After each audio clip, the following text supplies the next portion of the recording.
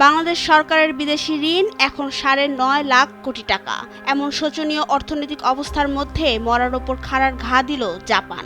বৈদেশিক ঋণ সহায়তার ক্ষেত্রে সুদের হার আরও বাড়িয়েছে জাপান। সস্তায় ঋণ দিতে সুপরিচিত দেশটি সুদের হার বাড়ানোয় বিপাকে পড়েছে বাংলাদেশ।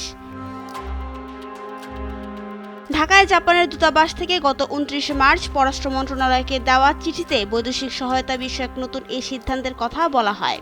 ইতিমধ্যে ১ এপ্রিল থেকে এই নতুন সুদের হার ও শর্তাবলী কার্যকর হয়েছে। জাপান সাধারণত ৩ শ্রেণীতে ঋণ দিয়ে থাকে: অগ্রাধিকার ভিত্তিতে, বিশেষ প্রকল্পের জন্য অগ্রাধিকার ভিত্তিতে এবং সাধারণ জাপানি ঋণের ক্ষেত্রে গত বছরের অক্টোবরেও সুদের হার ছিল ২.৯%।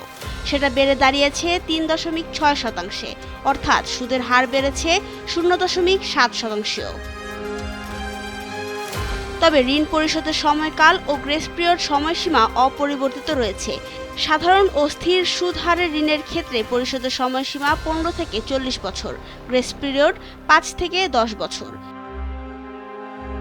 এদিকে সুদের হার বাড়ানোর প্রতিক্রিয়ায় জাপানের ঋণের প্রস্তাবিত ৩টি প্রকল্প ফেরত পাঠিয়েছে অর্থনৈতিক সম্পর্ক বিভাগ ইআরডি। ইআরডির জাপান অনুবিভাগের অতিরিক্ত সচিব মোহাম্মদ মিজানুর রহমান বলেন, জাপান নতুন ঋণের সুদের হার নির্ধারণের পর তাদের কাছ থেকে ঋণ নেওয়ার বিষয়ে সরকার বেশ সতর্ক। কর্মসংস্থানের সুযোগ বেশি থাকে, এখন থেকে এমন প্রকল্প নেওয়া হবে। নাবিলা রহিম, সময়ের আলো।